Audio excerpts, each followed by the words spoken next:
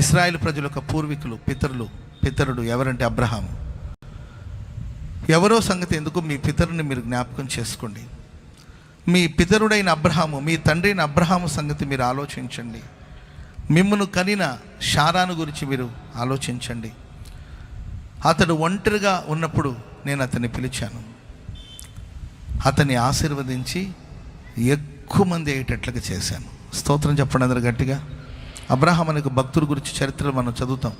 ఒంటరిగా ఉన్నప్పుడు ఆయన పిలువబడ్డాడు. గొప్ప జనముగా ప్రభు అతన్ని మార్చారు.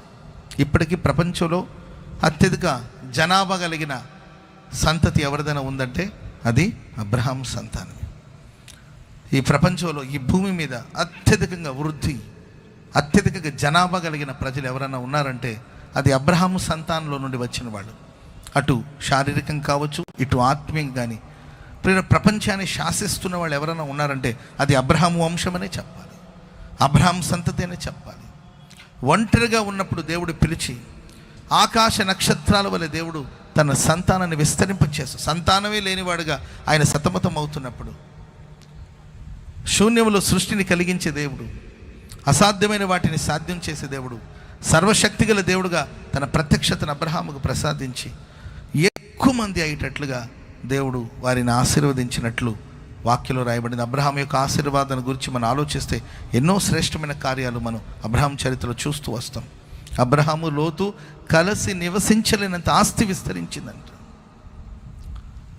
తన సహోదరుడు లోతు ఉన్నాడు, తను అబ్రహాం ఇద్దరు కలిసి సిటీలో ఒక పట్టణంలో ఉండాలంటే ఇద్దరు కలిసి ఉండడానికి ఆ చోటు సరిపోలేదంట. మీరు ఆలోచించండి, అంటే ఎంత ఆస్తి ఉండుంటుంది, ఎన్ని గొర్రెలు ఉండుంటాయి, ఎంత మందలు ఉండుంటాయి.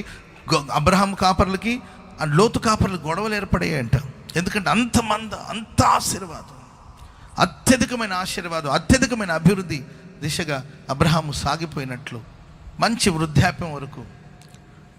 వృద్ధాప్యంలో ఆయన కొనసాగించబడడానికి అంటే దేవుడు అన్ని విషయాలు అబ్రహామును ఆశీర్వదించినట్లు లేఖనాల్లో పలు విషయాలు మనం ధ్యానిస్తూ వస్తాం. ఈ ప్రశస్త రాత్రి నేను కొద్ది మాటలు మీకు పరిశుద్ధ గ్రంథం నుండి అబ్రహాం గారి గురించి చెప్పాలని ఆశిస్తున్నాను.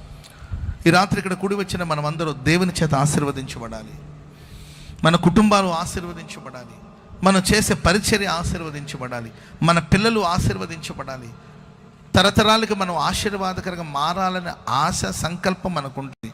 కానీ ఎవరి మీదకి దేవుని ఆశీర్వాదం వస్తుంది, ఎవరు అభివృద్ధి పదవులు వెళతారు చెప్పకూడదు. కానండి, కొందరు జీవితంలో ఎక్కడేసిన గొంగళి అక్కడే అన్నట్టు ఒక అభివృద్ధి ఉండదు, ఒక ఆశీర్వాదం ఉండదు. సంవత్సరాలు గడుస్తుంటాయి కానీ ఏ మార్పు ఉండదు. వాళ్ళ ఆత్మీయ జీవితంలో మార్పు ఉండదు, వాళ్ళ ఆరాధన విధానాల్లో మార్పు ఉండదు, వాళ్ళ కుటుంబ విషయాలు అభివృద్ధి ఉండదు, వాళ్ళ పిల్లల అభివృద్ధి ఉండదు. వాళ్ళ కళ్ళ ముందు ఎందరో ప్రగతి పదవులో సాగిపోతూ ఉంటారు, అభివృద్ధి దిశలో సాగిపోతుంటారు. వీళ్ళు మాత్రం అక్కడే ఉంటారు. అదే కలవరాలు, అవే గొడవలు, అవే సమస్యలు, సమాధానం లేని స్థితి. అదే స్థితి నుండి మెరుగుపడలేదండి. నేను నా విశ్వాస యాత్రలో, నేను విశ్వాస జీవితాన్ని ఆరంభించిన ఆనాటి మొదలుకొని ఈనాటి వరకు, లేకపోతే దేవుని సేవలో అడుగుపెట్టిన తర్వాత నేను దేవుని సేవలో ఈ 25 సంవత్సరాలు నేను దేవుని సేవలో కొనసాగించబడుతున్నాను. ఈ 25 సంవత్సరాలు నేను ఎన్నో కుటుంబాలని చూశాను, ఎన్నో కుటుంబాలు నాకు తెలుసు, ఎన్నో కుటుంబాలతో నాకు పరిచయాలు ఉన్నాయి, మంచి పరిచయాలు ఉన్నాయి. నేను గమనిస్తున్నానండి, వారిలో కొంతమంది నేను దీనస్థితిలో ఉన్నప్పుడు వాళ్ళు దీనస్థితిలో ఉన్నట్టు నాకు తెలుసు. చూస్తుండగానే ఆ కుటుంబాలు ఈరోజు అభివృద్ధి పదవులు, ప్రగతి పదవులు, వాళ్ళ పిల్లలు అభివృద్ధి పదవులు, ఆ కుటుంబం ఆశీర్వాదపు అనుభవంలో ముందుకు సాగుతున్నారు. ఇంకొంతమంది వాళ్ళ గురించి కూడా తెలుసు, అదే స్థితిలో ఉన్నారు, ఏ మార్పు లేదు, ఇప్పటికీ అదే తగాదాలు. ఇప్పుడు 25 ఏళ్ల క్రితం ఆ భార్య భర్తలు ఎట్లా పోట్లాడుతున్నారో ఇప్పుడు కూడా అట్లాగే పోట్లాడుతున్నారు.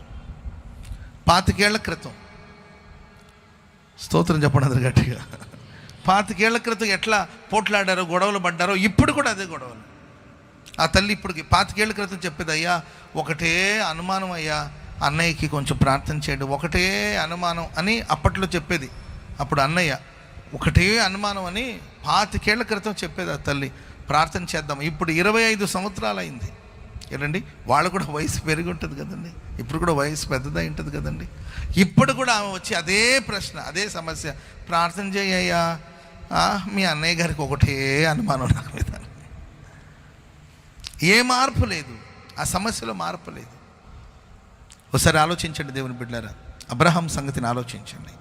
అబ్రహామును దేవుడు ఆశీర్వదించారు. అన్ని విషయాలు అబ్రహాం ఆశీర్వదించబడ్డాడని బైబిల్లో గ్రంథస్థం చేయబడింది. సో అబ్రహామును ఆశీర్వదించిన దేవుడు మనల్ని ఎందుకు ఆశీర్వదించలేడు? దేవుడు పక్షపాతం చేస్తాడా?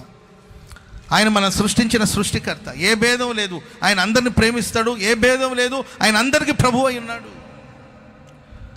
అబ్రహామును పిలిచి ఆశీర్వదించి అభివృద్ధి పదవులు నడిపించిన దేవుడు మనల్ని ఎందుకు ఆశీర్వదించలేకపోతున్నారు? ఎందుకు మనం ఆయన ఆశీర్వాదాన్ని పొందలేకపోతున్నాము? ఎందుకు వృద్ధిలో అభివృద్ధిలో వెళ్ళలేకపోతున్నాము? ఆలోచించుకొని ఒకవేళ మన జీవితంలో మనం మార్చుకోవలసిన విషయాలు ఉంటే వాటి గురించి ప్రభుత్వంలో ప్రార్థన చేసుకుందాం. ప్రభు మనల్ని ఆశీర్వదించి ప్రగతి పదవులు నడిపించునుగాక. ఆమేన్.